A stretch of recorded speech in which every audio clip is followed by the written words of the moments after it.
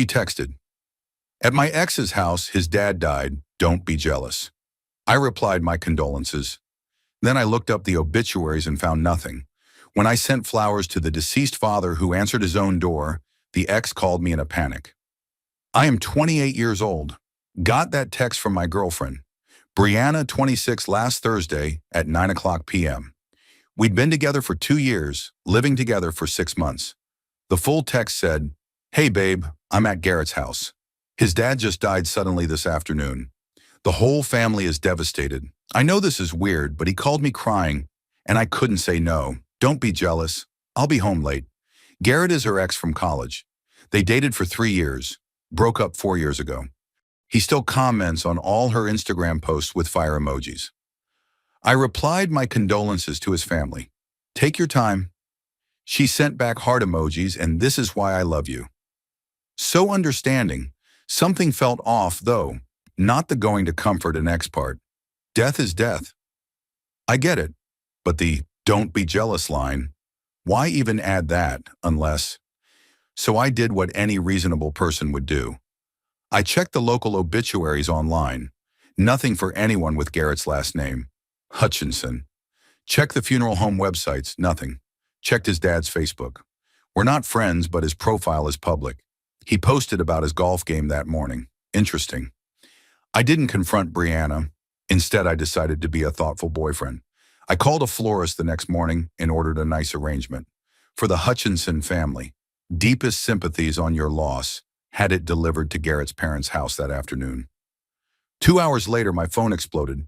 Garrett called me 15 times in 3 minutes. I let it go to voicemail. His message, "Dude, what the hell? Why did you send flowers to my parents?" My dad just called me freaking out, thinking someone's trying to tell him he's going to die or something. "This isn't funny." I texted back, "Brianna told me your father passed away suddenly. I was trying to be respectful. Is he okay?" Radio silence for 10 minutes. "Then I need to call you. I'm at work." "Text is fine. This is a misunderstanding." What kind of misunderstanding leads to someone saying, "Your dad is dead"? No response.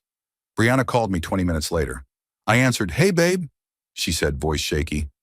"So there's been a weird mix-up." "Oh, I must have been confused. It was Garrett's uncle, his great-uncle, lives in another state. I mixed up the family members. His great-uncle died. And you went to comfort him at his house here?" "Yes. He was really close to his great-uncle." "What was his name?" "Whose name?" "The great-uncle who died." Long pause, Robert. "Okay. I'll send flowers to that funeral too." "What? Funeral home?" "No, I mean that's not necessary. It's respectful." "What?" "Funeral home, Bree." She hung up. I went home early. She was already there pacing the living room. "Ethan, we need to talk." "Yeah, we do. I wasn't at Garrett's house." "No kidding, I was. I was at my friend Chloe's bachelorette party." I laughed, actually laughed. Chloe got married 2 years ago. I was at the wedding. Her face went red. "Different." "Chloe, what's her last name?" "You don't know her? Try me." She burst into tears. "Why are you interrogating me?" "God, you're so controlling." "I'm controlling? You told me someone died. That's psychotic. I knew you'd overreact if I told you I was seeing Garrett." "There it was. So you were at his house. It's not what you think I." "What is it then?" "We were just catching up as friends, but I knew you'd be weird about it, so I made something up. You made up a death." I panicked. I stood up. "I need you to leave." "What?" "Ethan, come on, it was a white lie. You told me someone's parent died. You made me feel sympathy for someone's fake grief." "That's not a white lie. That's deranged. You're ending our relationship over this." Yes, she grabbed her stuff and left still crying about how I was overreacting. That night she texted me 82 times. Everything from, "I'm sorry," to, "You're pathetic," to, "Garrett treats me better anyway to please take me back." I didn't respond to any of them. Update 1. The entitlement has reached astronomical levels, so Brianna moved back to her mom's house. Her mom, Diane, has been calling me nonstop. This woman has left me 12 voicemails about how I'm throwing away something beautiful over a miscommunication. But here's where it gets good. Garrett's girlfriend reached out to me on Instagram. Yeah, his girlfriend. Turns out he's been dating someone named Haley for 8 months. She saw my name in his phone when he was freaking out about the flowers. Haley and I had coffee yesterday. The tea she spelled was scorching. According to Garrett's text, which Haley screenshot, Brianna has been coming over for closure conversations for months. These conversations happened when Haley was at work. Brianna told Garrett she was basically single because I was emotionally unavailable. The night of the fake death, they hooked up. Haley dumped him immediately, but before she did, she forwarded me everything, including a photo Garrett had taken of Brianna in his bed that night. She was wearing the bracelet I gave her for our anniversary. I forwarded everything to Brianna with one message. Your mom can stop calling me now. Her response was incredible. You had no right to share my private information with strangers. That's revenge porn. I'm calling the police. I replied, you were fully clothed. Also, Haley isn't a stranger. She's the other woman you were betraying. Then came the real entitlement. Brianna showed up at my work during lunch. Security had to escort her out when she started screaming about how I was ruining her life and turning everyone against her. My coworker Jordan recorded the whole thing. Brianna actually said, and I quote, I only lied because you're boring. Garrett makes me feel alive that I chose you for stability. The entire office heard that. My boss gave me the rest of the day off and told me to file a restraining order. But wait, there's more. That evening, Diane showed up at my apartment with Brianna and Brianna's dad, Keith. They wanted to have an intervention. Keith, son relationships require forgiveness. We're not in a relationship. She made one mistake. She's been cheating for months. It wasn't cheating. We were just talking. Haley has photos that suggest otherwise. Keith, what happens between a man and woman is private. Then keep it private. Don't bring it to my apartment. Diane then tried a new angle. Brianna's been struggling with depression. This isn't really her. Brianna nodded eagerly. Yes, I'm sick. I need help. Not abandonment. Then get help elsewhere. Keith got aggressive. You're going to throw away 2 years over. Some texts. Be a man. A man doesn't stay with a woman who lies about deaths and cheats. Please leave. They refused. I called the police. Brianna told the cops I was holding her belongings hostage. I showed them our text history, where she admitted she took everything when she left. The cops told them to leave or face trespassing charges as they left. Diane shouted, you'll regret this when you're alone forever. Brianna added, nobody else will put up with your boring ass anyway. Cool. Still not taking her back. Update 2. Everything has escalated to levels I didn't think possible. Remember how I mentioned Brianna told people I was emotionally unavailable? Well, turns out she's been laying groundwork for months. Her best friend Zoe messaged me. Just so you know, Bree's been telling everyone, you're basically roommates. She said you haven't touched her in 6 months and she thinks you're gay.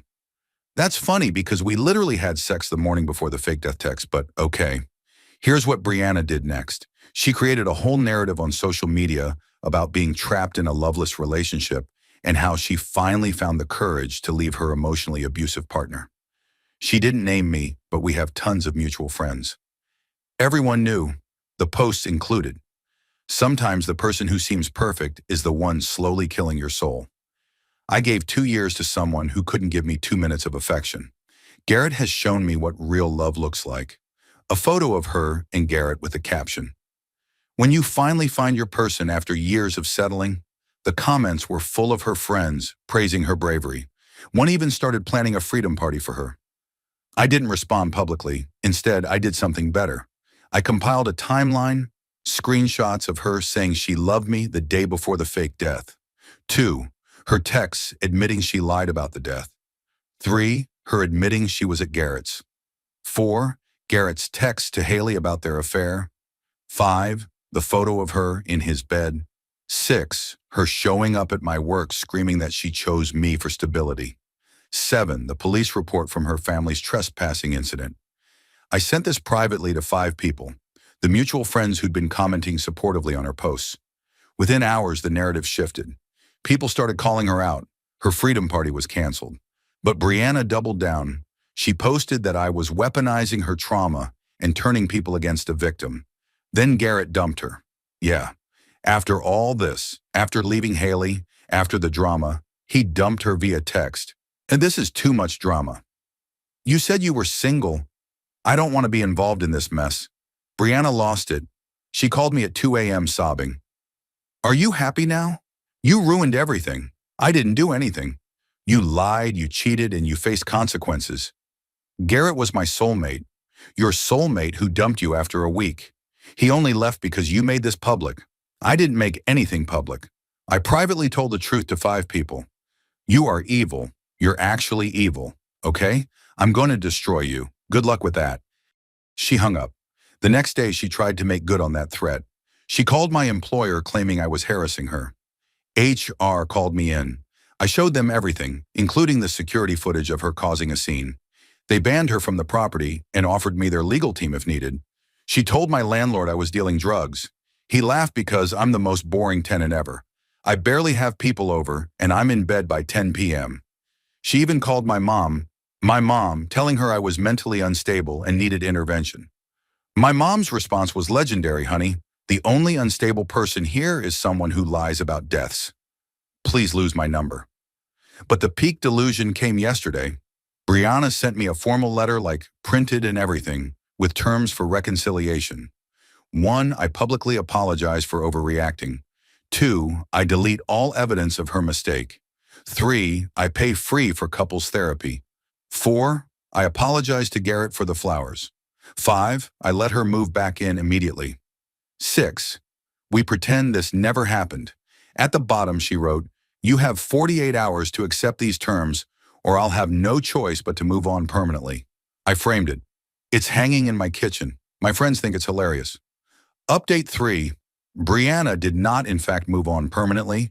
Instead, she started dating Garrett's best friend, Tyler. Yeah, you read that right.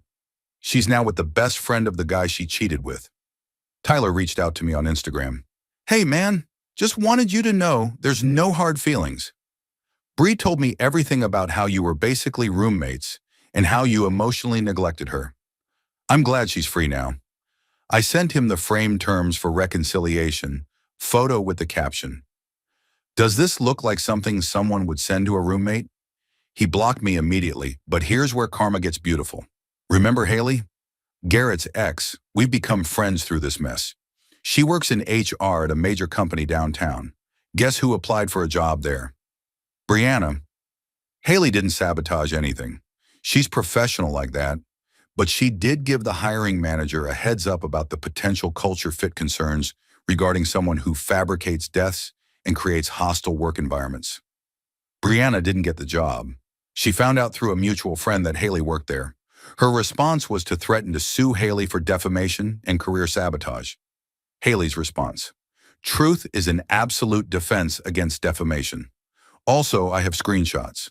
Meanwhile, Tyler was learning what dating Brianna actually meant. She was texting Garrett constantly about closure. She was also texting me about making a mistake. She told Tyler's mom that they were planning to get engaged. They'd been dating for 5 days. She changed her relationship status to engaged to Tyler on Facebook. She started planning their wedding on Pinterest. Tyler lasted exactly 9 days before he called me. Dude, I'm sorry, you were right. She's insane. Apparently the breaking point was when she called his ex-girlfriend to warn her to stay away from her man. His ex lives in another country. They haven't talked in 3 years, so now Brianna was single again. This time she went nuclear. She created a whole blog called Dating While Healing, where she posted about her journey from emotional abuse to freedom. Every post was clearly about me, but with names changed. Evan was described as a controlling narcissist who isolated her from friends and made her feel worthless. The blog got some traction in certain circles. She was getting sympathy from strangers who didn't know the real story until Haley and I decided to create our own website. The real story, where we posted all the screenshots, timelines, and evidence. We didn't promote it or anything, just sent the link to anyone who asked about Brianna's blog. Her blog mysteriously went private after that. Final update: the universe has a sense of humor. Last week, I ran into Garrett's dad at the grocery store. Yes, the deceased father. He recognized me immediately. You're the flower guy. We had a laugh about it. Then he said something interesting. That girl your ex was seeing my son about, she's trouble. Been calling our house at all hours, crying about some Tyler fellow. My wife had to block her number. She's not my problem anymore, I said. Smart man, you know. She told my wife that you were abusive. My wife asked for specifics, and the girl said you were emotionally abusive because you didn't notice her new haircut once. We both laughed, but here's the real finale. Brianna sent me one last email last night, the subject line. You won. The email. I hope you're happy. You've turned everyone against me. Garrett won't talk to me. Tyler blocked me. Even my own friends think I'm crazy now. My mom says I need therapy. My dad won't pay for my apartment anymore because he says I need to learn accountability. You destroyed my life over one lie, one lie.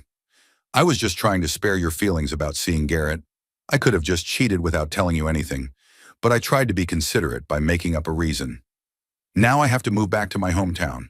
I have to live with my parents at 26. I have to get a job at my uncle's insurance company because nowhere else will hire me. You ruined everything. I hope karma gets you, I replied. Karma already got someone in this situation.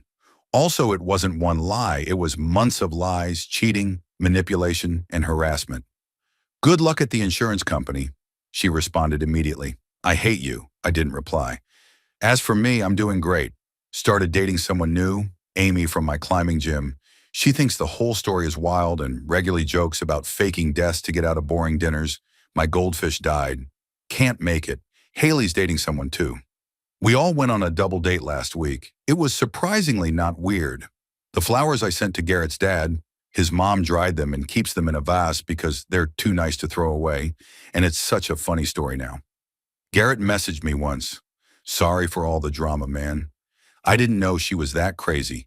I left him on red. Diane still occasionally texts me about how I broke her daughter. I've never responded. Keith sent me a LinkedIn request last week with a message. No hard feelings, son. Business is business. I have no idea what that means. I declined the request. And Brianna, according to social media, she's back in her hometown working at her uncle's State Farm office, posting inspirational quotes about rising from the ashes and Phoenix's don't look back. Her last post was, sometimes the universe removes people from your life to protect you. Thankful for the lessons. The comments were turned off. To everyone who thinks I was too harsh, she lied about someone dying. She cheated for months. She tried to destroy my reputation, my job, and my relationships. She brought her family to my home to harass me. She created an entire blog to paint me as an abuser. All I did was tell the truth and let her face the consequences of her own actions. Sometimes the best revenge isn't actually revenge. It's just stepping back and letting someone experience the natural results of their choices.